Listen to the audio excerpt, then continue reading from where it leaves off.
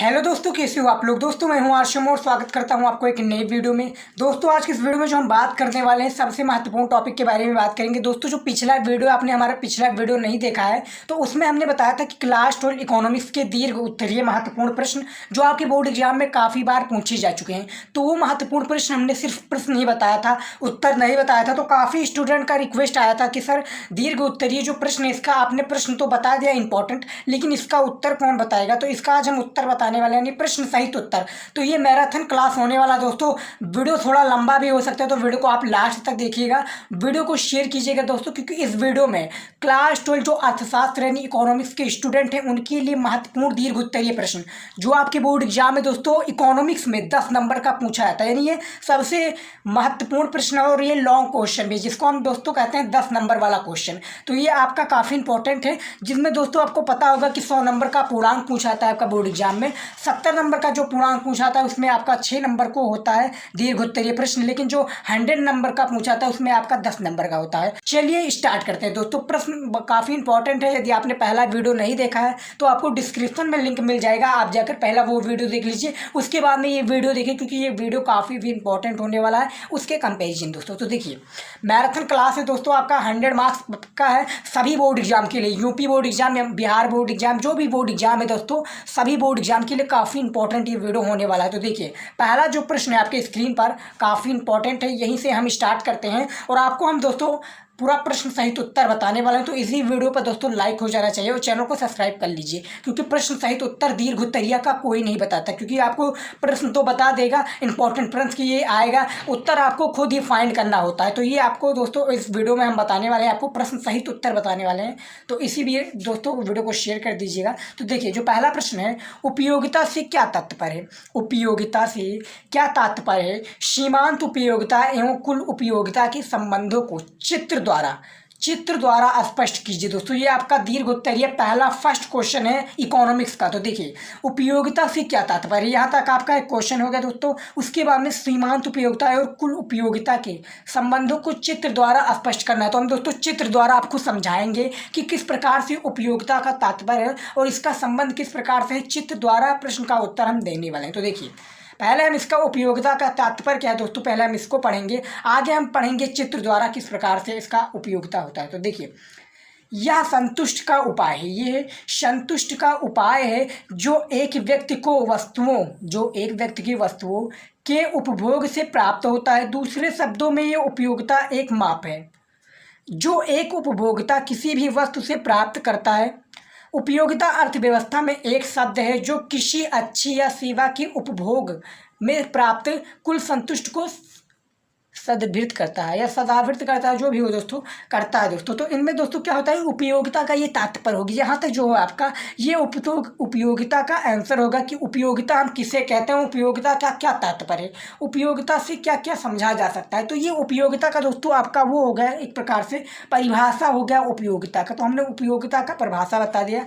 अब हम बात करते हैं दोस्तों, 3 संबंध है मुख्यतः किसके, सीमांत उपयोगिता के जो बेसिकली संबंध है वो 3 संबंध है। तो देखिए जो कौन कौन से संबंध, पहले हम संबंध को देखेंगे, काफ़ी इंपॉर्टेंट वीडियो होने वाला। तो वीडियो का क्वेश्चन है दोस्तों, वीडियो में जो क्वेश्चन हम बता रहे हैं 10 महत्वपूर्ण क्वेश्चन बता रहे हैं और सभी क्वेश्चन इंपॉर्टेंट है। लगातार कुछ वर्षों से बोर्ड एग्जाम में वो प्रश्न आ रहे हैं, मैंने देखा है कि सर काफ़ी स्टूडेंट जो कहते हैं कि सर इंपॉर्टेंट क्वेश्चन बताइए, तो इंपॉर्टेंट क्वेश्चन है और उसी वीडियो में दोस्तों इसी वीडियो में हम सभी इंपॉर्टेंट क्वेश्चन को प्रश्न सहित आपको बताएंगे, यानी प्रश्न के साथ उत्तर भी बताएंगे। तो देखिए 3 संबंध है बेसिकली। हम पहले संबंध देखेंगे। पहला संबंध, जब कुल उपयोगिता टी यूं घटती है, जब कुल उपयोगिता टी यूं घटती हुई दर से बढ़ रही होती है, क्या घटती हुई दर से बढ़ रही होती है, तो सीमांत उपयोगिता एम यू घट रही होती है तो लेकिन धनात्मक होती है। क्या होती है दोस्तों, इनमें जो टी यू घटती हुई दर बढ़ रही होती है, लेकिन जो सीमांत उपयोगिता है घट रही होती है लेकिन धनात्मक होती है। तो ये एक पहला इसका दोस्तों संबंध का मुख्यतः परिभाषा हो गया। दूसरा है दोस्तों, देखिए दूसरा जो है, जब कुल उपयोगिता टी यू, देखिए आपको इसी प्रकार से आंसर इसका देने वाला है। जब कुल उपयोगिता टी यू अधिकतम होती है तो सीमांत उपयोगिता एम यू शून्य होती है। क्या दोस्तों, जब टी यू अधिकतम होते हैं तो सीमांत उपयोगिता तो होती है एम यू शून्य हो जाती है। ये दूसरा इसका हो गया संबंध बेसिकली। तीसरा देखिए क्या संबंध, इसमें दोस्तों आपका संबंध बताया जा रहा है किसका किसका बताया जाता है, सीमांत उपयोगिता और कुल उपयोगिता का संबंध क्या है। तो देखिए जब कुल उपयोगिता टी यू घटने लगते हैं तो सीमांत उपयोगिता एम यू घनात्मक हो जाती है। तो ये इसका एक प्रकार के दोस्तों क्या है, तीन संबंध है मुख्यतः किसके, सीमांत उपयोगिता और कुल उपयोगिता के संबंध। अब हम चित्र द्वारा स्पष्ट कर लेंगे। यहाँ पर दोस्तों आपका ये हो गया उपयोगिता का किसको कहते हैं और उपयोगिता के संबंधों के बारे में। अब हम आगे पढ़ेंगे दोस्तों, आगे देखेंगे पढ़ेंगे चित्र। देखिए ये चित्र आपका काफ़ी इंपॉर्टेंट होने वाला है। चित्र को द्वारा हम समझाएंगे। इसी वीडियो पर दोस्तों लाइक हो जाना चाहिए। हमने ये चित्र बनाकर आपको समझाया है। आपको सेम इसी प्रकार से बोर्ड एग्जाम में भी जो एग्जामिनर है एग्जामिनर को भी समझाना है इसी प्रकार से दोस्तों। इसी प्रकार से आपको कलर का यूज नहीं करना है। हमने इस वीडियो में आपको कलर के साथ में, ताकि देखने में अच्छा लगे, तो आपको कलर का नहीं, आप सिर्फ ब्लैक पेन का यूज कीजिए, ब्लैक पेन और ब्लू पेन। उसके बाद में एक स्केल लेके जाइए और एक स्केच लेकर जाइए ब्लैक, वो भी वो काला स्केच जिसको हम हिंदी भाषा में कहते हैं दोस्तों। तो देखिए तालिका के रूप में हम पहले देखेंगे मात्रा क्यों है, मात्रा क्यों है, कुल उपयोगिता इस वीडियो में देखिए कुल उपयोगिता टी यू है, सीमांत उपयोगिता यम यू है। वर्णन हम देखेंगे पहले। तो देखिए ओ है, इसमें ओ है, फिर इसमें भी ओ है। उसके बाद में ये देखिए इसमें सिंपल है, सिंपल देख लीजिए, आपको इसी प्रकार से समझना है दोस्तों। उसके बाद में देखिए आपको देख सकते हैं 8 माइनस 0 बराबर 8 घनात्मक है दोस्तों। क्या है, घनात्मक है। सेम उसी प्रकार से इसमें भी है। देखिए दोस्तों देखिए 8 का 8 नहीं 14, देखिए 14 माइनस 8 बराबर 6 घनात्मक, ये भी घनात्मक आपका हो गया। तीसरा भी हो जाएगा सेम इसी प्रकार से घनात्मक, चौथा भी हो जाएगा दोस्तों। आप देख सकते हैं, आप वीडियो को रोक कर भी देख सकते हैं, ये भी आपका घनात्मक हो जाएगा। पाँचवा जो है 20वां दोस्तों देखते हैं 20 माइनस 0 यानी 20 में से 20 गए 0, ये शून्य हो जाएगा। तो ये आपका सिर्फ जो मात्रा है यानी जो इसमें अर्थशास्त्र में बेसिकली इकोनॉमिक्स में आपका जो मात्रा लगता है, जो इसमें आपको मैथ की तरह सॉल्व करना रहता है इसका। उसके बाद में देखिए 6 18 और 18 में की 20 गई, तो इसमें क्या होगा दोस्तों, तो 20 से 18 में से 20 जाएगा नहीं, तो 20 में के 18 गई तो -2, यानी देखिए -2, ये भी आपका घनात्मक हो जाएगा। तो ये टोटली आपका जो होगा दोस्तों तालिका में बताया गया है, तो ये घनात्मक आपका कंप्लीट हो जाएगा। अब हम देखेंगे पहले इसका आंसर देखेंगे, उसके बाद में फिर एक ग्राफ है, ग्राफ के द्वारा हम आपको समझाने की कोशिश करेंगे। तो देखिए उपरोक्त तालिका में स्पष्ट है, उपरोक्त तालिका से स्पष्ट है कि वस्तु की चौथी इकाई तक कुल उपयोगिता बढ़ती है। क्या, कुल उपयोगिता जो है बढ़ती है बेसिकली, परंतु सीमांत उपयोगिता, देखिए परंतु सीमांत उपयोगिता घटती जाती है। ये क्या है, और ये स्थित 5वीं इकाई पर जब कुल उपयोगिता अधिकतम होती है तो सीमांत उपयोगिता शून्य होती है। अब इसमें दोस्तों समझने वाली बात क्या है, तो देखिए उपरोक्त जो तालिका में स्पष्ट किया गया कि चौथी इकाई तक कुल उपयोगिता बढ़ती जाती है। देखिए दोस्तों जो चौथी इकाई तक है ये कुल उपयोगिता क्या है बेसिकली, ये बढ़ती जाती है। लेकिन इसमें देखिए इकाई बढ़ती जाती है परंतु उपयोगिता घटती जा रही है। ये स्थित 5वीं इकाई तक जब कुल उपयोगिता अधिकतम होती है तो सीमांत उपयोगिता क्या हो जाती है, शून्य हो जाती है। जैसे आप देख सकते हैं दोस्तों 6 माइनस 18, तो 18 में से 20 तो जाएगा नहीं, 20 करें तो ये 20 में से 18 चला गया, -2 हो गया, और ये घनात्मक आपका कंप्लीट हो गया। तो इसमें यही बेसिकली उपरोक्त तालिका में बताया गया था, हमने समझा दिया है आपको सेम इसी प्रकार से बोर्ड एग्जाम में भी बना रहेगा। यदि आप बना ले जाते हैं तो आपको काफ़ी इंपॉर्टेंट जो 10 नंबर है एग्जामिनर से पाने से कोई भी नहीं रोक सकता, क्योंकि दोस्तों क्या होता है बेसिकली 10 नंबर ही काफ़ी इंपॉर्टेंट होता है। 10 नंबर से आप फेल भी हो सकते हैं, क्योंकि यदि आपका 10 क्वेश्चन ही आया तो 10 नंबर से 100 नंबर यानी आपका कंप्लीट हो जाएगा। लेकिन जो 10 नंबर आपका पूछा है, 2 क्वेश्चन आपका पूछा जाता है दीर्घ उत्तरीय का, तो दीर्घ उत्तरीय का 10-10 नंबर का होता है, अथवा लगाकर पूछा जाता है। 2 क्वेश्चन पूछा जाता है जिसमें आपको 20 नंबर मिलते हैं, तो 20 नंबर आपके लिए काफ़ी इंपॉर्टेंट हो जाते हैं दोस्तों। एक नंबर से एग्जामिनर आपको फेल भी कर सकता है, एक नंबर से आपको टॉपर भी बना सकता है, एक नंबर से आप फर्स्ट डिवीजन भी पा सकते हैं दोस्तों। तो आपको ये ध्यान रखना है, और उपयुक्त तालिका में हमने स्पष्ट कर दिया है। अब देखिए अब ये दोस्तों चित्र और ग्राफ है दोस्तों, चित्र के द्वारा ग्राफ बताया गया किसको, इसमें आप देख सकते हैं दोस्तों क्वेश्चन में क्या बताया गया है कि चित्र द्वारा देखिए सीमांत उपयोगिता और कुल उपयोगिता के संबंधों को आप चित्र द्वारा स्पष्ट कीजिए। तो हम चित्र द्वारा भी स्पष्ट कर रहे हैं। तो देखिए चित्र द्वारा देखिए चित्र ग्राफ है दोस्तों, इसमें आप देख सकते हैं। उसके बाद में आप देखिए ये देखिए चित्र आपको सेम इसी प्रकार से बनाना रहेगा, हमने बनाया दोस्तों स्केल की तरफ से। आप देखिए इसमें समझने वाली क्या बात है, देखिए एम यू 0 एम यू शून्य है दोस्तों, यहाँ पर आप देख सकते हैं ग्राफ। उसके बाद में टी यू एम माइनस देखिए, अब ये देखिए दोस्तों यहाँ पर आपका ये देखिए सबसे पहले ये देखिए 2 4 6 8 10 12 14 16 18 20, तो ये आपका दोस्तों बढ़ता चलेगा। उसके बाद में देखिए -2 लगा है, -4 लगा है। उसके बाद में यहाँ पर दोस्तों बढ़ते जा रहे हैं, तो 1 2 3 4 5 5 नहीं है 6 7 8, 5 इसको हटा दिया गया। अब इसके देखिए यम वस्तु की इकाइयाँ क्यू टी यू ई। अब उसके बाद में देखिए दोस्तों ये क्या है, ये देखिए सबसे पहले टी यू में वृद्धि, टी यू की वृद्धि, टी यू में कमी। दोस्तों यहाँ पर आपका जो रेड पेन से दोस्तों यहाँ पर ये कमी हो गई है क्योंकि ये छोटा है, लेकिन जो यहाँ पर दोस्तों वृद्धि हुई है टी यू की वृद्धि हो गई है यहाँ पर। ये देखिए टी यू की वृद्धि दोस्तों यहाँ पर हो गई है, लेकिन जो रेड पेन है आपका टी यू की ये कहाँ यहाँ पर कमी हो गई है। अब दोस्तों जो ये ये आपका पड़ा हुआ है, ये क्या है दोस्तों, ये देखिए आप ये यम यू है, और यम यू से क्या है दोस्तों, ये यम यू में कम हो रहा है। ये देखिए ये कम हो रहा है, इधर से ये बढ़ रहा है, लेकिन जो इसमें दोस्तों ये पाई मात्रा है, इसी के आधार पर होता है कि कितना वो ग्राफ गया और कितना ग्राफ में दोस्तों कितने ग्राफ में कम क्या हुआ, टी यू की वृद्धि कितनी हुई और टी यू में कमी कब तक हुई। तो ये देखिए आपका टी यू है और टी यू से वृद्धि हो रही है। देखिए टी व एम यू में ये दोस्तों जो घटाव और चढ़ाव है ये लगा है। तो ये आप देख सकते हैं दोस्तों, आप इसको वीडियो को रोक कर भी आप समझ सकते हैं इसको, क्योंकि वीडियो थोड़ा लंबा भी हो सकता है, क्योंकि 10 इंपॉर्टेंट क्वेश्चन है, वो भी दीर्घ उत्तरीय जिसको हम लॉन्ग क्वेश्चन के रूप में कहते हैं, उसका हम प्रश्न सहित उत्तर बता रहे हैं। तो देखिए, तो ये ग्राफ है दोस्तों, आप ग्राफ को समझ सकते हैं, आप वीडियो को पॉज करके भी देख सकते हैं, यानी आपको रोक पर भी इसको समझ ली गई दोस्तों। चलिए हम अगले क्वेश्चन की ओर बढ़ लेते हैं।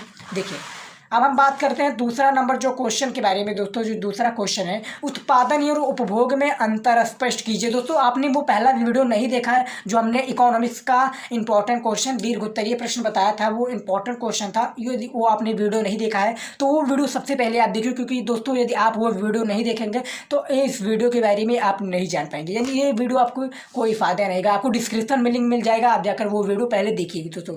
देखिए दूसरा जो प्रश्न है, उत्पादन और उपभोग में अंतर आपको स्पष्ट करना है, डिफरेंस क्या है ये आपको बताना है बेसिकली। तो ये काफ़ी इंपॉर्टेंट है क्वेश्चन जो है, इसमें सभी इंपॉर्टेंट है, बस आपको क्वेश्चन पर आंसर ध्यान में रखना है और इस आंसर को याद करना है। वीडियो को आप रोक रोक कर भी आप देख सकते हैं, क्योंकि इंपॉर्टेंट क्वेश्चन है, याद करने में समय लगेगा, लिखने में आपको समय लगेगा। तो देखिए उत्पादन और उपभोग में आपको क्या करना है, डिफरेंस देखना है। तो देखिए उत्पादन का हम पहले देखेंगे, सबसे फर्स्ट पर हम उत्पादन का देखेंगे। तो देखिए एक प्रकार का नाम है जिसके अंतर्गत आवश्यकताओं और उपयोगिताओं में वृद्धि तथा उनको पूरा करने के लिए वस्तुओं का निर्माण व सृजन किया जाता है। क्या दोस्तों, राइटिंग थोड़ी हमारी अच्छी नहीं है, तो राइटिंग पर आप ध्यान मत दीजिए, क्योंकि दोस्तों आपको राइटिंग पर विशेष ध्यान देना होगा अपनी बोर्ड एग्जाम की कॉपी पर। आप हमारे पर नहीं ध्यान दीजिए, क्योंकि आपको दोस्तों मैं सजेशन यही दूंगा कि आप बोर्ड एग्जाम की तैयारी के लिए आप दोस्तों, आपकी राइटिंग अच्छी नहीं है तो पर डे आप दोस्तों 1 से 2 पेज जरूर लिखें, वो भी अपने मन से लिखिए, अपने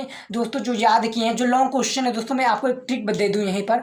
ट्रिक के लिए दोस्तों आप इसी वीडियो को लाइक कर दीजिएगा इसी बात पर दोस्तों। ट्रिक क्या है कि दोस्तों ये जो दीर्घ उत्तरीय प्रश्न है आप इसको पहले लिख लीजिए। याद नहीं हो रहा तो याद करने के लिए आप क्या कीजिए दोस्तों, आप पहले 1-2 लाइन या एक जैसे ये दोस्तों उत्पादन इसको याद करिए। उसके बाद में आपको लगता है कि मैं भूल जाऊँगा तो आप 1-2 पेज दोस्तों क्या कीजिए उसमें लिखिए, जो क्वेश्चन आपने याद किया है, क्वेश्चन का जो आंसर याद किया है आप उसको लिखिए। उसके बाद में देखिए दोस्तों कि हाँ जल्दी जल्दी आपका जो दोस्तों जो लॉन्ग क्वेश्चन है वो आप याद करेंगे, उसके बाद में लिखेंगे तो आपका एक प्रैक्टिस बन जाएगा कि बोर्ड एग्जाम में भी सेम आपको इसी प्रकार से लिखना है।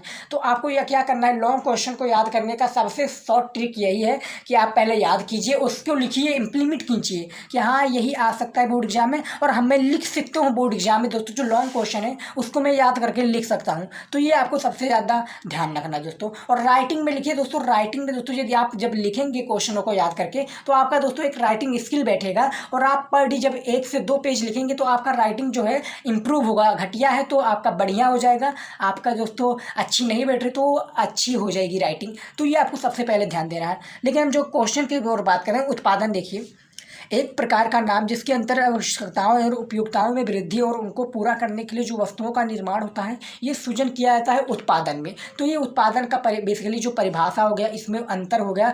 लेकिन अब हम उपभोग का बात करेंगे, उपभोग किसको कहते हैं। तो देखिए उपभोग में भी काफ़ी इंपॉर्टेंट प्रश्न है ये। तो दोस्तों आपको बस ये याद रखना है कि क्वेश्चन क्या कह रहे हैं। काफ़ी स्टूडेंट जो होते हैं क्वेश्चन को नहीं समझते हैं, उसके बाद में आंसर देने लग जाते हैं, इसीलिए उनका गड़बड़ा जाता है। गड़बड़ा कहने का मतलब है उनका वो गलत हो जाता है। और गलत होने से क्या होता है उनको दोस्तों, वो फेल भी हो सकते हैं और उस नंबर में वो उस क्वेश्चन में उन्होंने राइट आंसर तो देने की कोशिश की है लेकिन वो क्वेश्चन को समझ नहीं पाए और राइट आंसर दे दिए लेकिन किसी और का उत्तर किसी और में लिख दिए। तो ये याद रखना दोस्तों, आपको ये गलती नहीं करना है, क्योंकि ये गलती करेंगे तो दोस्तों क्या होता है कि एग्जामिनर पहले आपका एक दो लाइन चेक करेगा, आपका पढ़ेगा, देखेगा कहाँ अच्छा लिखा है, इसका मैचिंग होता है यानी उत्तर का मैचिंग होता है किससे, प्रश्न से, तो वो आपको नंबर दे जाएगा। लेकिन जो काफ़ी स्टूडेंट ये गलती ही करते हैं, यहीं पर करते हैं, आपको ये नहीं करना है। आपको देखना है कि किस प्रकार से क्वेश्चन को समझना है कि ये देखिए, पहले उत्पादन एवं उपभोग में अंतर आपको स्पष्ट करना है। तो देखिए उपभोग को हम पहले देख लेते हैं।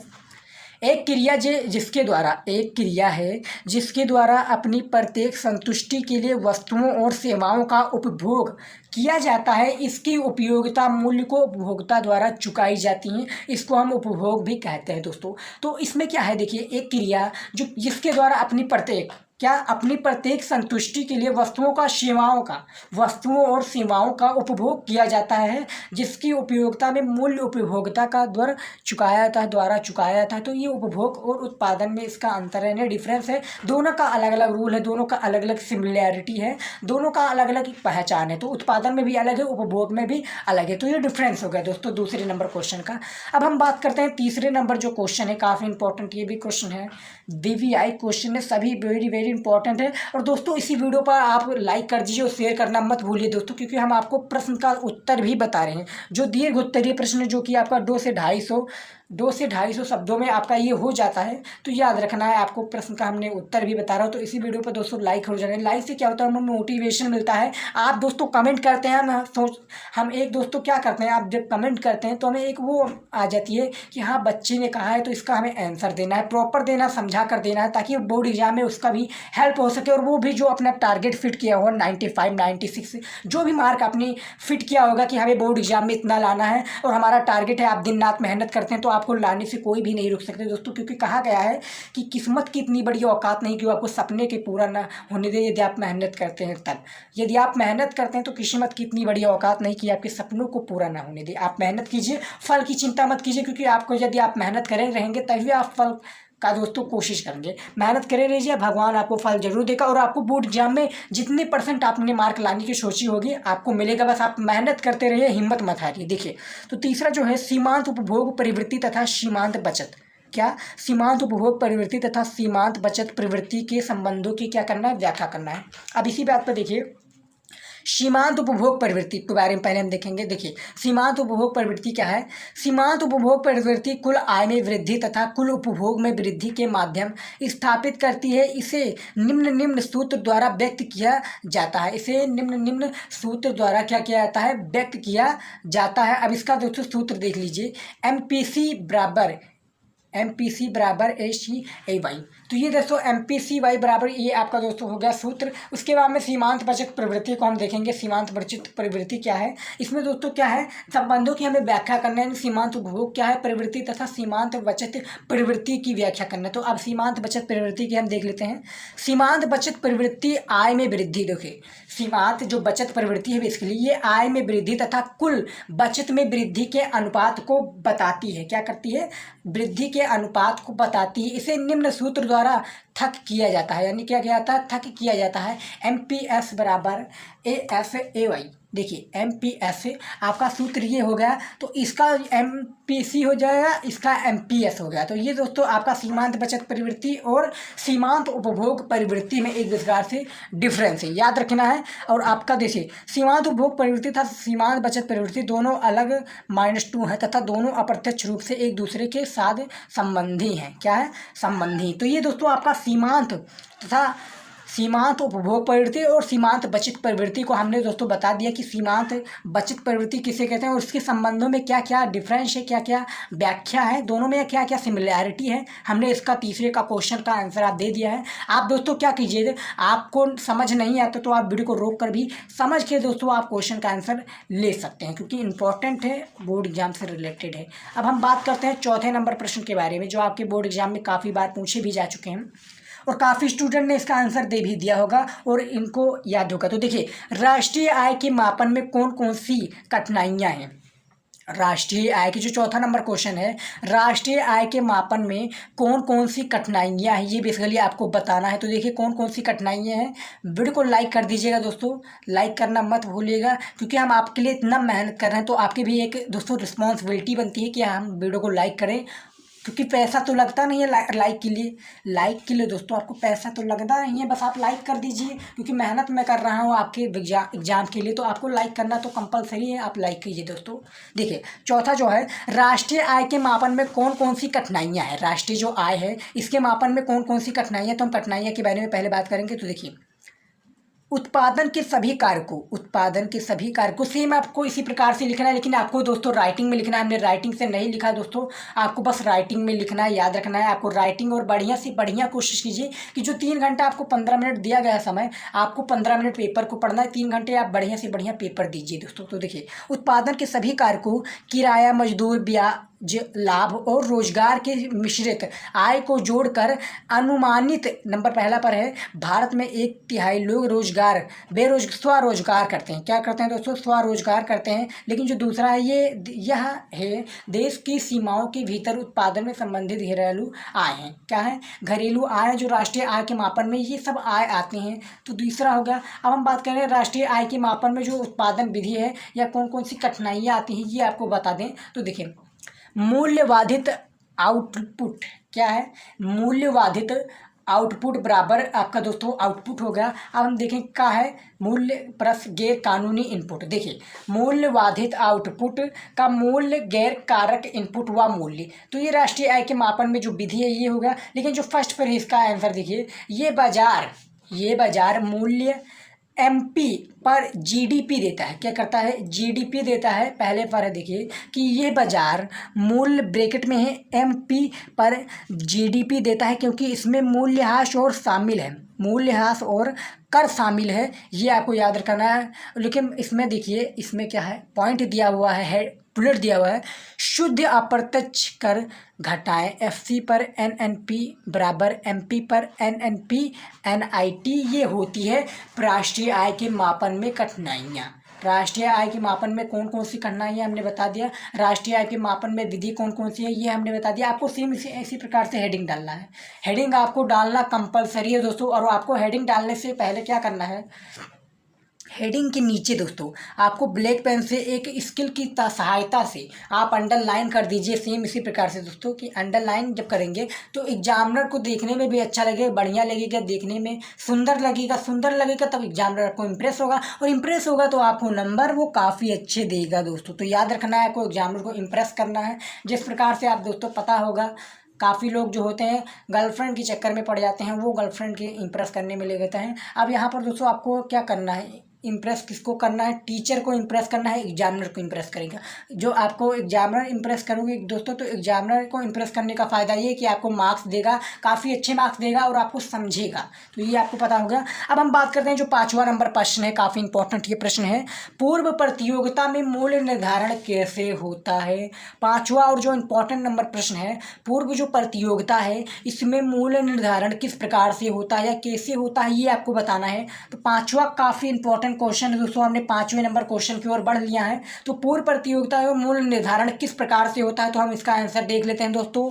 देखिए आपको क्वेश्चन का आंसर दोस्तों नहीं आता है तो क्वेश्चन दोस्तों हम बता रहे हैं, आप उसको आंसर देखिए, इसको आप कॉपी पेन में एक ले लीजिए दोस्तों, इसको नोट कर लीजिए। नोट यदि जब आप कर लेंगे तो क्या होगा, नोट करने से जब आप नोट कर लेंगे तो आप इसको याद कीजिएगा। याद करने के बाद में याद नहीं हो रहा है तो आप इसको जो थोड़ा याद कीजिए, उसके बाद में कॉपी में लिखिए, फिर थोड़ा याद कीजिए, कॉपी में लिखिए। इस प्रकार से आप पूरा क्वेश्चन का आंसर याद कर ले जाएंगे बड़े ही आसानी से, और वो भी दोस्तों आपका राइटिंग भी स्किल सुधरेगी और आपको एक आइडिया हो जाएगा कि बोर्ड में सेम हमें इसी प्रकार से लिखना है। तो देखिए प्रो मार्शल प्रथम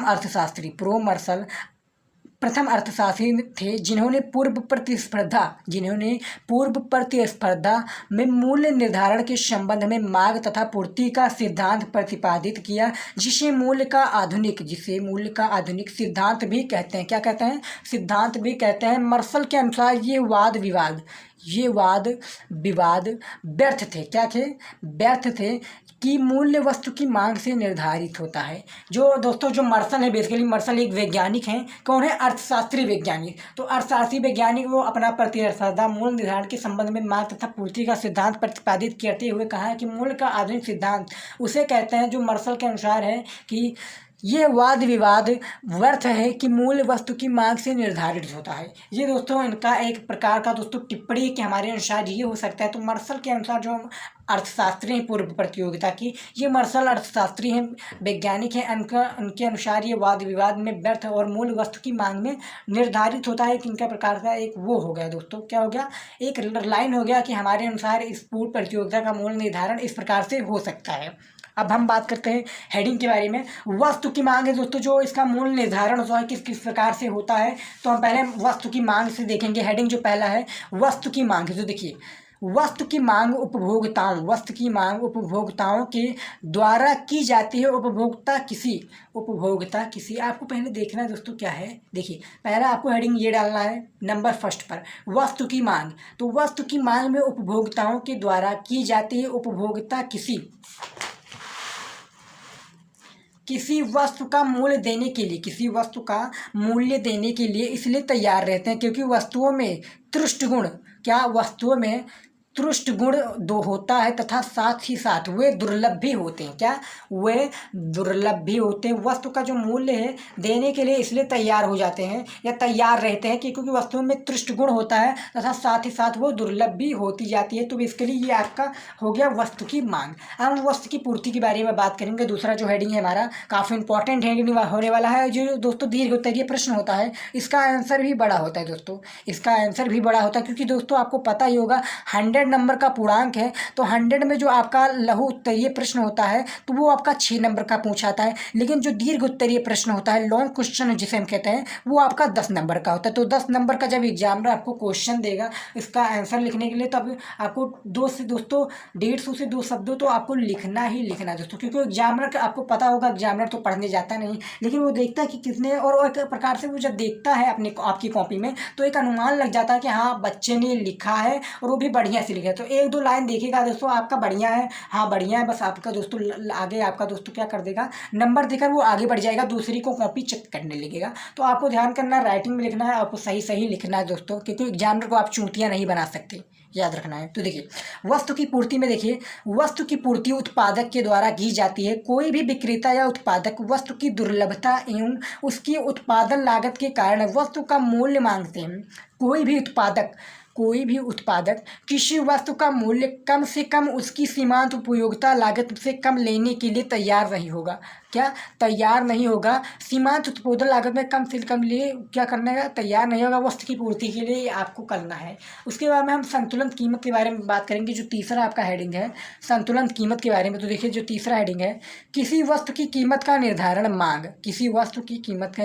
मांग और पूर्ति की शक्तियों द्वारा होता है। मांग की जाने वाली वस्तु की मात्रा तथा पूर्ति की मात्रा कीमत के साथ बदलती रहती है। ये आपको पता ही होगा। जो संतुलन कीमत है, वो कीमत जो बाजार में रहने की प्रवृत्ति रखेगी।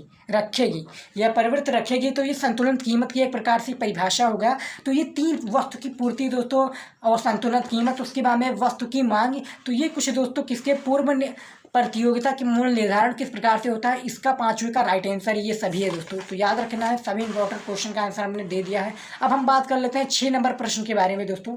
6 नंबर प्रश्न की ओर पहुंच चुके हैं, और आपने दोस्तों अभी तक सब्सक्राइब नहीं किए हैं तो सब्सक्राइब कर लीजिए चैनल को, क्योंकि दोस्तों मैं तैयार कर रहा हूँ और आपकी बोर्ड एग्जाम की मैं प्रॉपर ट्रेनिंग करा रहा हूँ। मेरा जो टारगेट है कि हर बच्चे को जो अपना वो एक समझा कि दोस्तों हमें 65% तो मिनिमम जो कमज़ोर छात्र होते हैं, लेकिन वो सोचते हैं, आपको सोचना बड़ा है और करना भी बड़ा है। तो आपको दोस्तों 80%, 85% और 95%, 90% का टारगेट तो रखना ही रखना है दोस्तों। आपको रखने हैं। तो आप जब एक टारगेट रखते हैं तो आपके अंदर एक वो प्रेरणा जगती है कि हाँ हमें इतना लाना है और हमें तैयारी करना है, घर पर बैठना नहीं है, हमें पढ़ाई करनी है। पढ़ाई जब करेंगे तभी आप अपना नंबर ला सकते हैं, नहीं तो आप कुछ भी नहीं कर सकते। आप मेहनत कीजिए, मेहनत करेंगे, सफलता आपको जरूर मिलेगी। तो देखिए, जो 6 नंबर प्रश्न की ओर पहुंच चुके हैं। प्रभावी मांग क्या है? देखिए प्रभावी मांग क्या है इसको हम पहले समझेंगे। तो यहाँ तक आपने दोस्तों हमने देख सकते हैं क्वेश्चन मार्क लगा दिया। तो ये प्रभावी मांग के बारे में हम पहले बताएंगे। इससे देश के आय उत्पादन, इससे देश की आय उत्पादन का निर्धारण कैसे होता है ये आपको बताना है। पहले आय का जो निर्धारण है बेसिकली ये किस प्रकार से होता है, जो प्रभावी मांग है बेसिकली इसके देश में आय का उत्पादन किस प्रकार से होता है, इसका निर्धारण कैसे होता है ये हम बताएंगे। उसके बाद में तो पहले हम देखेंगे प्रभावी मांग किसे कहते हैं। तो देखिए आय के भिन्न भिन्न स्तरों पर मांग के भिन्न भिन्न स्तरें होते हैं, परंतु मांग के ये सभी स्तर प्रभावपूर्ण नहीं होते हैं। अर्थात ये सभी स्तर प्रभावपूर्ण मांग को नहीं दर्शाती हैं। केवल वही मांग है जो पूर्ति द्वारा संतुलित होती है। क्या दोस्तों, संतुलित होती है, प्रभावपूर्ण मांग कहलाती हैं। क्या कहलाती हैं, प्रभावपूर्ण मांग कहलाती है। प्रभावपूर्ण मांग की एक दोस्तों प्रकार परिभाषा है, ये वो है प्रभावता कहलाती है। ये हम कह सकते हैं कि कुल मांग और पूर्ति का कटाव बिंदु प्रभावपूर्ण मांग का बिंदु कहलाता है। क्या, प्रभावपूर्ण बिंदु कहलाता है। किसका कहलाता है, प्रभावपूर्ण। दोस्तों जो प्रभावी मांग का दोस्तों वो है दोस्तों कि प्रभावी मांग क्या है, इसका आंसर हमने बता दिया है कि कटाव बिंदु प्रभावपूर्ण मांग के बिंदु का ये दोस्तों एक प्रकार से परिभाषा है। तो हमने यहाँ तक आपको परिभाषा बता दिया, यहाँ से लेकर यहाँ तक हमने प्रभावी मांग किसे कहते हैं इसका हमने परिभाषा बता दी। चलिए अगले और के बढ़ लेते हैं। देखिए लॉर्ड केन्स ने अपनी पुस्तक, देखिए यहाँ पर दोस्तों ये एक वैज्ञानिक आ गए हैं, अपना वैज्ञानिक जो है दोस्तों अर्थशास्त्री वैज्ञानिक को मार्क्स थे, इसमें आ गए हैं दोस्तों लॉर्ड केन्स, जो 6वां नंबर प्रश्न है। लॉर्ड केन्स ने अपनी पुस्तक जर्नल थ्योरी ऑफ इम्प्लॉयमेंट दोस्तों क्वेश्चन का देखिए दोस्तों, जर्नल थ्योरी ऑफ, मिस्टेक हो रही है तो आप कमेंट में ज़रूर बताइएगा, इंग्लिश थोड़ी मेरी वीक है इसलिए हम इंग्लिश की तैयारी नहीं कराने। देखिए journal theory of employment interest and money जो 1936 में, क्या 1936 में प्रकाशित हुई। इस पुस्तक में लॉर्ड केन्स का रोजगार सिद्धांत के अनुसार पूंजीवादी अर्थव्यवस्था में अल्पकाल में कुल उत्पादन अथवा राष्ट्रीय आय रोजगार का स्तर प्रभावपूर्ण मांग पर निर्भर करता है। इस कारण प्रभावपूर्ण मांग को केन्स के रोजगार सिद्धांत का प्रारंभिक बिंदु कहा जाता है। क्या कहा जाता है, प्रारंभिक बिंदु कहा जाता है प्रभावपूर्ण। लॉर्ड केन्स के अनुसार जो उनकी पुस्तक है journal theory of employment interest and money, उनके द्वारा ये कहा गया है कि प्रकाशित रूप से जो उनकी पुस्तक है सिद्धांत के अनुसार, उनकी पुस्तक में ये बताया गया कि पूंजीवादी अर्थव्यवस्था में अल्पकाल में उत्पादन एवं राष्ट्रीय आय में रोजगार में स्तर में प्रभावपूर्ण मांग का निर्भर करता रहता है। अब हम चित्र के द्वारा पहले समझेंगे। तो देखिए चित्र भी आपका सेम इसी प्रकार से आप चित्र में देख सकते हैं किस प्रकार से बताया गया है। आपको देख सकते हैं पहले एक पाई इस प्रकार से दोस्तों रेक्टेंगल की मेरे पार्ट गया है, उसके बाद में AD-ASYPPO, उसके बाद में EFAD पॉइंट ऑफ इफेक्टिव डायनमेंट। क्या डिमांड आपको इसमें देख लें कि demand point of effective demand है। तो इसमें ये आपका चित्र के द्वारा हमने बता दिया कि लॉर्ड केन्स ने अपनी पुस्तक किस प्रकार से बताई कि प्रभावी मांग क्या है, इससे देश में उत्पादन निर्धारण किस प्रकार से होता है। तो हमने चित्र के द्वारा इसका स्पष्ट करने की कोशिश की है। तो हमें आई होप इसका आंसर बता दिया है, आप देख सकते हैं इसका जो 6वें नंबर क्वेश्चन का हमने इसका आंसर बता दिया है। आप इसको समझ सकते हैं, वीडियो को रोक कर भी आप समझ सकते हैं दोस्तों, क्योंकि मैं कहीं पर गया ना हूँ। आप वीडियो को बाद में भी देख सकते हैं, नहीं तो आप इसको समझने के बाद के आगे देख सकते हैं। लेकिन मेरा जो एक माइंडसेट है कि जो बच्चों को वैल्यूबल कंटेंट मिले, बच्चे जो हैं वो बोर्ड एग्जाम की तैयारी करें, अच्छे से पढ़ाई करें। तो ये आपको याद रखना है, आपको पढ़ना है, टारगेट को फिक्स करना है। जो 7वां नंबर क्वेश्चन है, हम इस 7वें नंबर क्वेश्चन की ओर बढ़ चुके हैं। तो 7वें नंबर क्वेश्चन के लिए दोस्तों बढ़ गए हैं तो इसी वीडियो पर लाइक कर देना।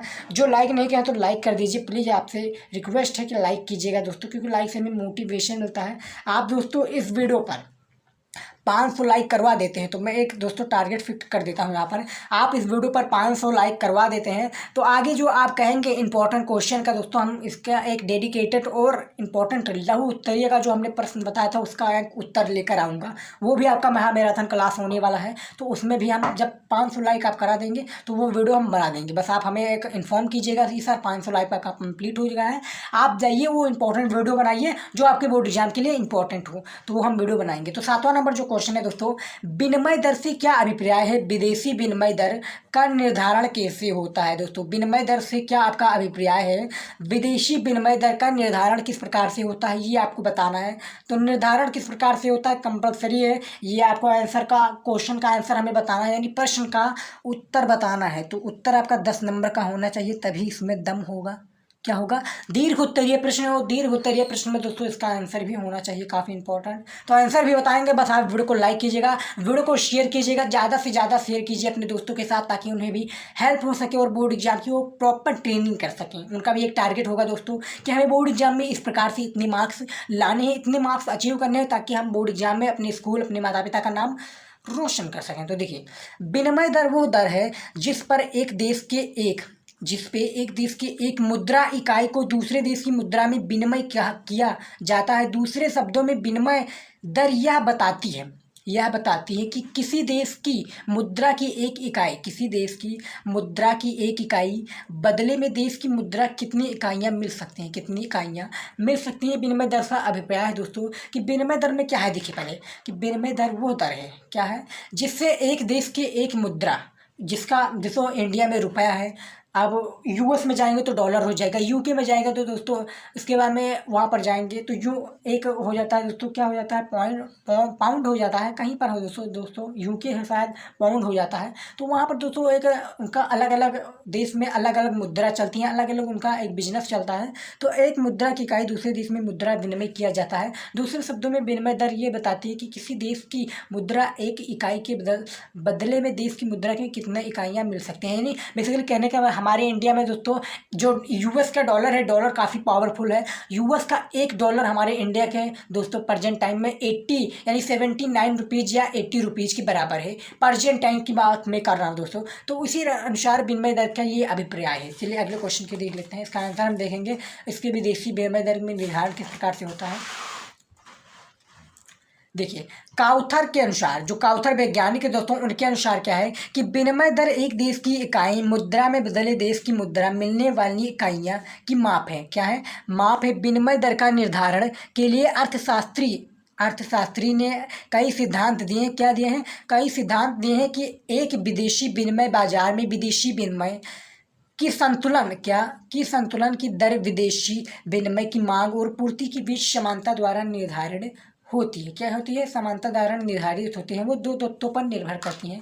पहला जो तत्व है दोस्तों विदेशी विनिमय की मांग, पहला जो तत्व है, इसमें दोस्तों आपको आ गया तो आपका जो दोस्तों मन करेगा तो आप इसको आगे लिख सकते हैं, नहीं तो मन नहीं करेगा तो आप नहीं लिखेंगे दोस्तों। आपको एग्जामिनर जो 10 नंबर आपको देकर आगे बढ़ जाएगा। दूसरा जो है विदेशी विनिमय की पूर्ति, तो ये आपका दोस्तों क्या हो गया, विनिमय का दोस्तों जो विदेशी विनिमय का दर निर्धारण किस प्रकार से होता है। इस प्रकार से दोस्तों इसमें दर निर्धारण किया जाता है। जो काउथर के वैज्ञानिक काउथर के अनुसार या इन्होंने अपना एक टिप्पणी रखा कि हमारे अनुसार इसका दर इस प्रकार से निर्धारण हो सकता है। तो दो तत्वों पर निर्भर है, विदेशी विनिमय और उसके बाद में विदेशी विनिमय की पूर्ति। तो याद रखना है, ये हमने बता दिया दोस्तों। अब हम बात करते हैं 8वें क्वेश्चन की ओर। सभी इंपॉर्टेंट क्वेश्चन को हम बता रहे हैं और इसका आंसर भी हम देते हैं, आपको समझा भी रहे हैं दोस्तों। समझ नहीं आया तो कमेंट कीजिएगा, इस पर हम एक डेडिकेटेड और अलग से वीडियो बनाएंगे ताकि हम आपको डीपली में बिल्कुल क्लियर समझा सकें। लेकिन हम कम समझाने की कोशिश कर रहे हैं, बस आपको समझना है, इसका आंसर आपको पढ़ना है। तो देखिए 8वां जो क्वेश्चन है, प्रत्यक्ष कर के गुण दोष का वर्णन करिए। क्या करना है, प्रत्यक्ष जो कर है इसका गुण दोष का वर्णन करना है आपको, वर्णन।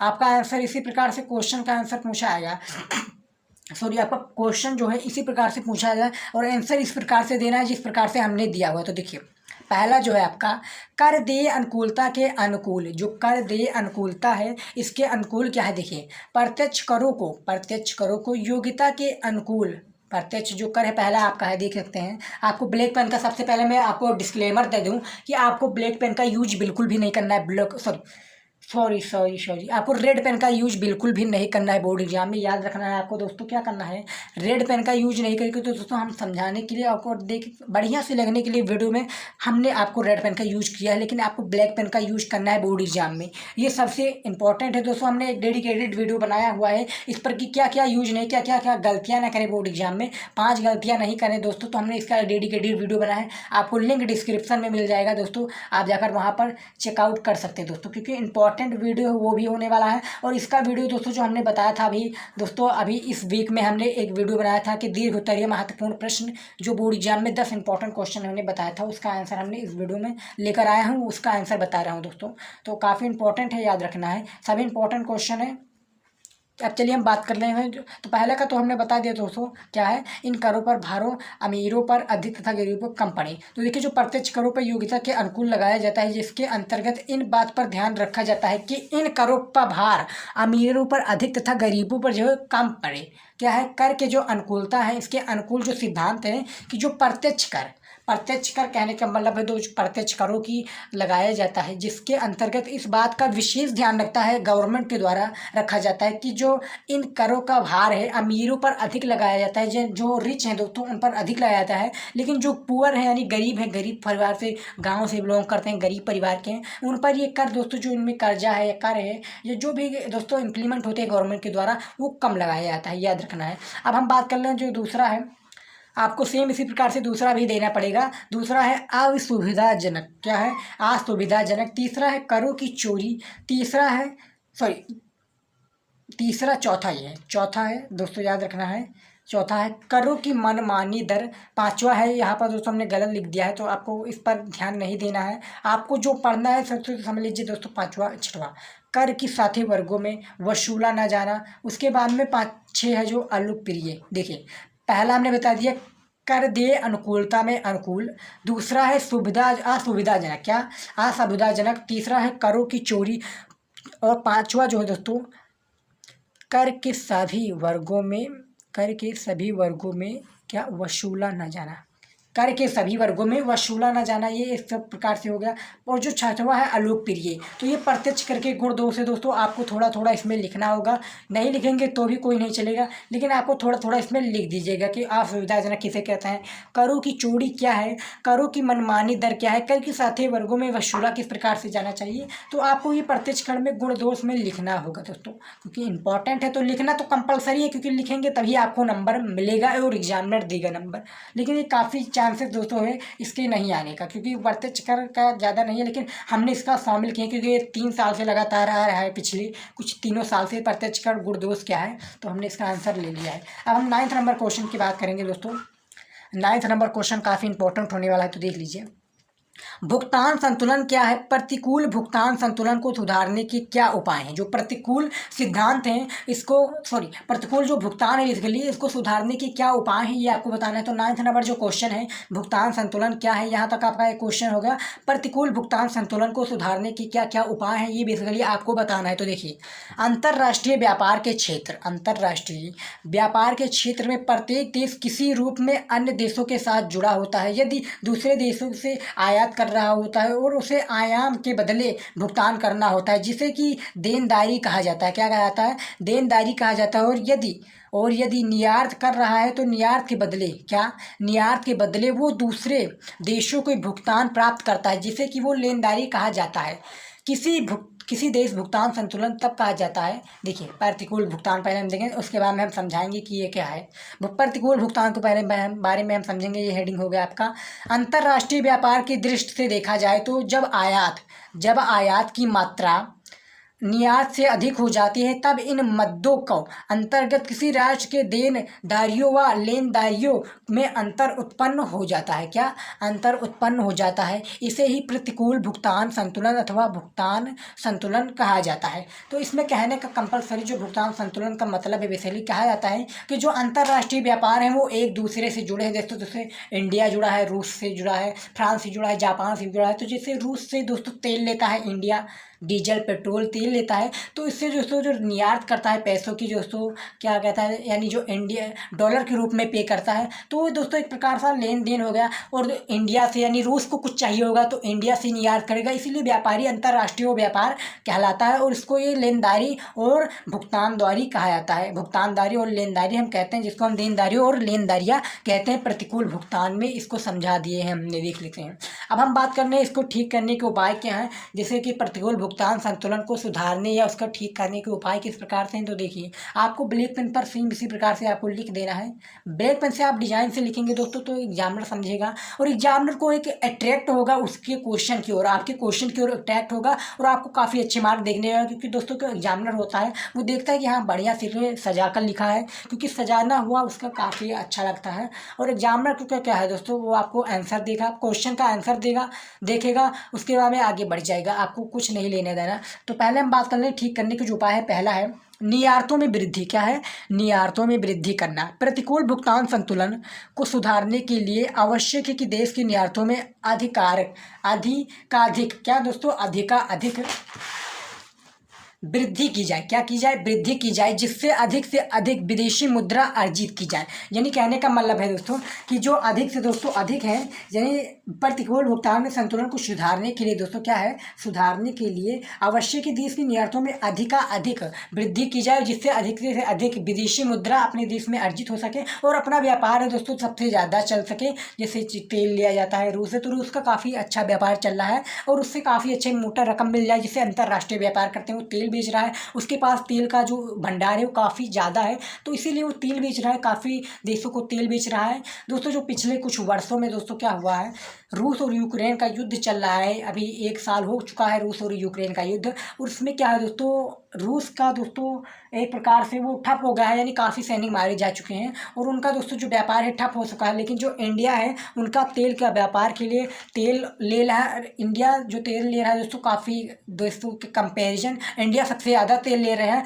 और उसका भुगतान जो है पेमेंट कर रहा है दोस्तों इंडियन रुपीज़ और डॉलर में कर रहा है दोस्तों। तो उसका दोस्तों जो रूस है उसका एक व्यापार बढ़ रहा है, और उसके दोस्तों जो रूस जो है वो तैयारी कर रहा था किसका, यानी यूक्रेन में साथ युद्ध करने के लिए। तो इसका प्रकार से एक उनका वो हो जा रहा है, यानी वृद्धि हो रही है व्यापार में, और उसको पैसे मिल रही हैं दोस्तों निर्यात में, डॉलर और इंडियन रुपीज़ में। तो ये आपको जानना होगा। अब हम बात कर लेते हैं आयातों में कमी करने में। तीसरा जो है मुद्रा अवमूल्यन। देखिए दोस्तों, मुद्रा अवमूल्यन। चौथा है विदेशी निवेश को प्रोत्साहन करना। पांचवा है विदेशी पर्यटनों को प्रोत्साहन करना। दोस्तों इसमें थोड़ा थोड़ा आपको लिखना रहेगा, लिखना नहीं है दोस्तों तो आप 2-3 का लिख देंगे, उसके बाद में 3-2 का आप दोस्तों इसका इसी प्रकार से लिख देंगे, तो आपको एग्जाम में 10 नंबर देकर आगे बढ़ जाएगा। ये नहीं है कि आप पूरा ही लिखिए 2 से 250 शब्दों में, क्योंकि एग्जामिनर जो है पढ़ने नहीं जाता, उसको और लोगों को भी कॉपी चेक करनी होती है। बस आप लिखिए दोस्तों, लेकिन हाँ ये ध्यान में रखिए कि आपको जो हमने हेडिंग बताया, जैसे दूसरा हेडिंग है आयातों में कमी करना किस प्रकार से, तो इसका आपको याद रखना है। इसको आप थोड़ा थोड़ा लिखिए, 2-3 आप जैसे मुद्रा का अवमूल्यन करना, तो इसमें आप थोड़ा थोड़ा लिख लीजिए। उसके बाद थोड़ा थोड़ा लिखेंगे तो एग्जामिनर को पता होगा, और हेडिंग आपका पढ़ेगा, काफ़ी कुछ नहीं पड़ेगा, हेडिंग पढ़कर आगे बढ़ जाएगा और आपको नंबर दे देकर चले जाएगा। अब हम बात कर लें जो 10वां नंबर क्वेश्चन है दोस्तों, काफ़ी इंपॉर्टेंट ये भी क्वेश्चन होने वाला है। आखिरी क्वेश्चन है, 10वां नंबर क्वेश्चन है, सबसे आखिरी क्वेश्चन है। देखिए, अर्थव्यवस्था की केंद्रीय समस्याओं का उल्लेख करिए। द इकोनॉमिक्स का काफ़ी इंपॉर्टेंट क्वेश्चन है दोस्तों। जो 12th क्लास आर्ट के स्टूडेंट हैं, आर्ट के जो स्टूडेंट है बेसिकली आर्ट साइड के, उनका दोस्तों काफ़ी ये महामैराथन क्लास होने वाला है। अर्थशास्त्र जो इकोनॉमिक्स के साथ छात्र हैं उनका दोस्तों हमने अर्थशास्त्र का इकोनॉमिक्स का काफ़ी इंपॉर्टेंट क्वेश्चन, दीर्घ उत्तरीय प्रश्न हमने बता दिया इस वीडियो में, काफ़ी इंपॉर्टेंट। बस यही आखिरी क्वेश्चन बचा है, इसका बस हम आंसर दे दें, ये वीडियो आपका समाप्त हो जाएगा। जियोग्राफी का दोस्तों हमने दीर्घ उत्तरीय प्रश्न बताया था, उसका भी हम वीडियो जल्द ही लाने वाले हैं। बस आप कमेंट कीजिएगा और इस वीडियो पर दोस्तों 500 लाइक जल्दी करवा दीजिएगा। देखिए जो प्रश्न नंबर 10वां है, अर्थव्यवस्था की केंद्रीय समस्याओं का उल्लेख करें। क्या करना है? उल्लेख करना है। 10वां नंबर क्वेश्चन है कि जो अर्थव्यवस्था है बेसिकली केंद्रीय समस्याएं क्या है, इसके केंद्रीय जो समस्याएं हैं इसका हमें उल्लेख करना है। तो देखिए, अर्थव्यवस्था की केंद्रीय समस्याएं वे समस्याएं हैं जो प्रत्येक अर्थव्यवस्था में पाई जाती है। क्या पाई जाती है अर्थव्यवस्था में, चाहे वो विकसित हो या विकासशील हो, पिछड़ी हुई चाहे बाजार अर्थव्यवस्था, पिछड़ी हुई चाहे बाजार अर्थव्यवस्था हो, या केंद्रीकृत योजनाबद्ध अर्थव्यवस्था, चाहे अमीर अर्थव्यवस्था हो चाहे वो गरीब, या ये समस्याएं जो हैं दोस्तों अर्थव्यवस्था की, ये समस्याएं संसाधनों के आवंटन दोस्तों देखिए आवंटन, साधनों की पूर्ण एवं कुशलतम प्रयोग तथा संसाधनों के विकास से संबंधित है। क्या है? विकास से संबंधित है। इन समस्याएं उत्पन्न होती हैं। कौन सी समस्याएं? ये अर्थव्यवस्थाएं की केंद्रीय समस्याएं उत्पन्न होती हैं। देखिए पहला जो है ये प्रत्येक अर्थव्यवस्था में देखने में आते हैं। क्या? ये जो पहला आपका अर्थव्यवस्था में जो समस्याएं हैं ये प्रत्येक अर्थव्यवस्था देखने को आती हैं। ये आती हैं दोस्तों जो बेसिकली जो केंद्रीय समस्याएं हैं ये अर्थव्यवस्था में आती हैं। दूसरा है इसी के आधार पर अर्थव्यवस्था अन्य समस्याएं को उत्पन्न करती है, उत्पन्न होती है।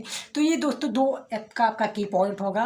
और अर्थव्यवस्था में केंद्रीय समस्याएं किस प्रकार से, हमने इसमें बता दिया है कि किस प्रकार से अमीर हो चाहे वो गरीब हो, समस्याएं संसाधनों को आवंटन, संसाधनों की पूर्ति को संतम प्रयोग के संसाधन के विकास में संबंधित हैं। तो ये समस्याएं उत्पन्न होती हैं, कंपलसरी है उत्पन्न होना। तो अर्थव्यवस्था की केंद्रीय समस्याओं का हमने दोस्तों उल्लेख कर दिया है। और ये 10 इंपॉर्टेंट क्वेश्चन हमने बता दिया है। 10वां क्वेश्चन है अर्थव्यवस्था की केंद्रीय समस्याओं का उल्लेख करें। उसके बाद में जो 9th नंबर क्वेश्चन है भुगतान संतुलन क्या है, प्रतिकूल भुगतान किसे कहते हैं, संतुलन भुगतान को सुधारने के क्या क्या उपाय हैं। उसके बाद में 8वां क्वेश्चन है प्रत्यक्ष कर के गुण दोष का वर्णन करें। उसके बाद 7वां क्वेश्चन है विनिमय दर से क्या अभिप्राय है, विदेशी विनिमय दर का निर्धारण किस प्रकार से होता है, कैसे होता है। 6 नंबर क्वेश्चन है प्रभावी मांग क्या है, इसके देश की क्या आय उत्पादन में निर्धारण किस प्रकार से होता है। 5वां क्वेश्चन है पूर्व प्रतियोगिता में मूल्य निर्धारण कैसे होता है। चौथा नंबर क्वेश्चन है राष्ट्रीय आय के मापन में कौन कौन सी कठिनाइयाँ आती हैं। तीसरा नंबर क्वेश्चन है सीमांत उपभोक्ता प्रवृत्ति तथा सीमांत बचत प्रवृत्ति के संबंधों का व्याख्या कीजिए। दूसरा है उत्पादन और उपभोग में अंतर स्पष्ट कीजिए। हमने ये दोस्तों ये तालिका बता दिया, चित्र ग्राफ बता दिया, इसको आप वीडियो को रोक कर भी आराम से देख सकते हैं। और जो दोस्तों पहला क्वेश्चन है काफ़ी इंपॉर्टेंट क्वेश्चन है, उपयोगिता से क्या तात्पर्य है, सीमांत उपयोगिता और कुल उपयोगिता के संबंधों का चित्र द्वारा स्पष्ट कीजिए, जिसमें हमने चित्र द्वारा स्पष्ट करके आपको बता दिया है। तो ये कुछ दोस्तों 10 इंपॉर्टेंट क्वेश्चन था, दीर्घ उत्तरीय प्रश्न था जिसको हम लॉन्ग क्वेश्चन के रूप में कहते हैं। और ये महा मैराथन क्लास होने वाला था, यानी मैराथन क्लास था और 100 मार्क्स का था दोस्तों। 100 मार्क्स का पूर्णांक आपका होता है दीर्घ उत्तरीय प्रश्न, जो इकोनॉमिक्स में होता है बेसिकली वो आपका 100 नंबर का पूर्णांक होता है। तो दोस्तों 100 नंबर का पूर्णांक का हमने कंप्लीट करा दिया दोस्तों। दीर्घ उत्तरीय प्रश्न 10 क्वेश्चन हमने बता दिया है और 10 नंबर का 10 क्वेश्चन है दोस्तों। 100 नंबर कंप्लीट हो चुका है इस वीडियो में। तो काफ़ी इंपॉर्टेंट था दोस्तों अर्थशास्त्र का ये वीडियो, मैराथन क्लास था। वीडियो को बस हमारे जाते जाते बस आपका एक ही रिक्वेस्ट है दोस्तों, हमसे हमारा रिक्वेस्ट दोस्तों आपसे है, वीडियो को लाइक कीजिएगा। चैनल पर आए तो दोस्तों चैनल को सब्सक्राइब कर लीजिए, क्योंकि दोस्तों क्या करते हैं हमारे चैनल पर आपको दिखाऊं तो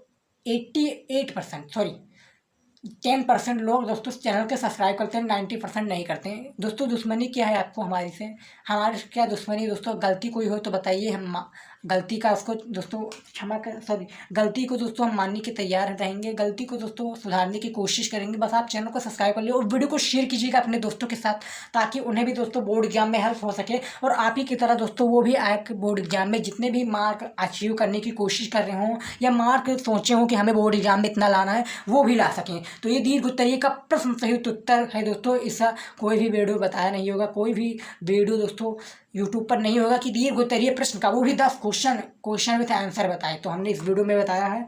तो दोस्तों 500 लाइक जल्दी से जल्द करवा देगा। और इसका दोस्तों दीर्घ उत्तरीय का सेम हमें इसी प्रकार से वीडियो ज्योग्राफी का बनाया है, यानी भूगोल का भी बनाया है, तो उसका भी आपको वीडियो जल्द देखने को मिल जाएगा। कौन, दीर्घ उत्तरीय का प्रश्न सहित उत्तर दोस्तों। तो वीडियो को लाइक कीजिएगा, चैनल को सब्सक्राइब कर लीजिएगा, वीडियो को शेयर कीजिएगा ज़्यादा से ज़्यादा। तो मिलता है नेक्स्ट वीडियो में दोस्तों नए टॉपिक के साथ, तब तक के लिए गुड बाय, जय हिंद। जहाँ भी रहिए मत चाहते रहिए।